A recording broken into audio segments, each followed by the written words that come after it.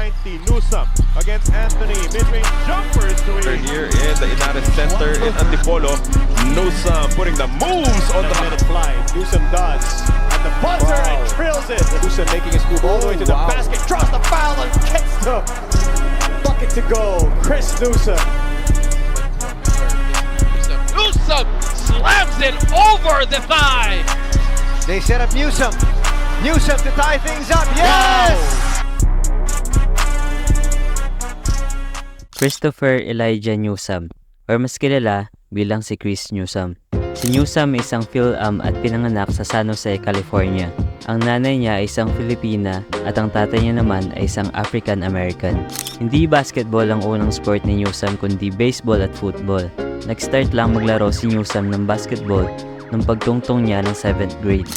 Nung high school, naglaro si Newsome para sa Rio Rancho Rams. Dito nahasa ang skills ni Newsome sa basketball at tinulungan ng kanyang team na makamit ang 5A State Championship noong 2007. Sa college naman, standing at 6'2", si Newsome ay naglaro para sa New Mexico Highlands University, isang NCAA Division II university. Naglaro siya dito ng 3 taon at nung ika-third year niya sa New Mexico ay nag-average siya ng 10.1 points and 4.2 rebounds per game. Kaso nga lang, hindi na niya tinuloy ang kanyang basketball career sa New Mexico. Sa dahilang nirecruit siya ni Coach Norman Black of Ateneo. Isa ding dahilan sa paglipat niya ay para sa magandang opportunities at brighter basketball career na naghihintay sa kanya sa Pilipinas. Kinontinue ni Newsome ang kanyang college at basketball career sa Ateneo, kung saan hindi siya nakapaglaro at nag-residency for 2 years dahil as per UAAP, ito ang kanilang rules para sa mga foreign students. At nung eligible na siya maglaro para sa Ateneo at sa kanya na ding final season, ay nag-average si Newsome ng 14 points at 8 rebounds per game. Napabilang din siya sa Mythical 5 ng UAAP sa kanyang final season. Before siya magpa-draft sa PBA, ay dumaan muna si Newsome ng PBA D-League. Naging part si Newsome ng team na Happy Fresh Fighters, kung saan naging mga teammates niya din dito ay mga college prospects din tulad ni Scottie Thompson, Roy Rosario, Baser Amer at Ray Parks. Maganda ang kanilang laro dito at tinulungan nila ang team na makamit ang kauna-unahang PBA D-League title nito. After nito ay sumali na din si Chris Newsome sa PBA draft. At the 2015 PBA draft, Chris Newsome was selected 4th overall pick by the Meralco Bolts. The number 4 2015 draft pick, the Meralco Bolts select Christopher Newsome. Chris Newsome from the Ateneo de Manila is number 4. That's a guy that can play 1, 2, 3 and will give them athleticism.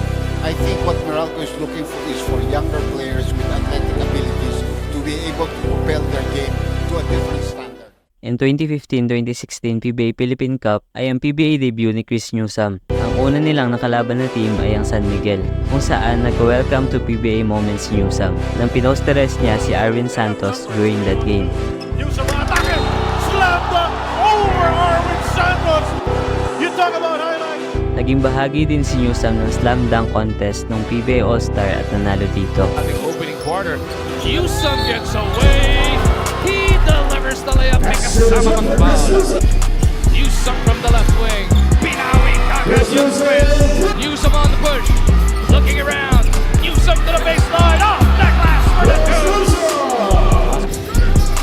Newsome at the buzzer. Punches it through.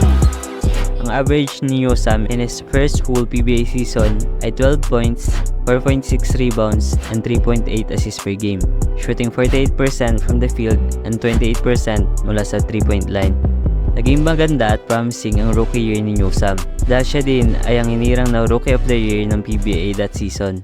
Fast forward ngayon 2024, isa na si Chris Newsome sa mga star ng liga at pinapanatiling contender ang Meralco Bolts. With 11 games, ang average niya ngayon conference ay 15.4 points, 6.3 rebounds, and 4.7 assists per game, shooting 38% from the field and 25% naman beyond the arc. At pinagpapatuloy niya ang kanyang stellar performance ngayong PBA playoffs, nang tinalo ulit nila ang Barangay Ginebra sa semis at nakapasok ulit sa finals ngayong PBA Philippine Cup. A Rookie of the Year, Slam Dunk Champion, 2-time PBA All-Star, and a PBA All-Defensive Team member. Si Chris Newsome ay isa na sa mga star ng liga at tanging kampyonato na lang ang kulang. Makukuha niya kaya ito ngayong conference?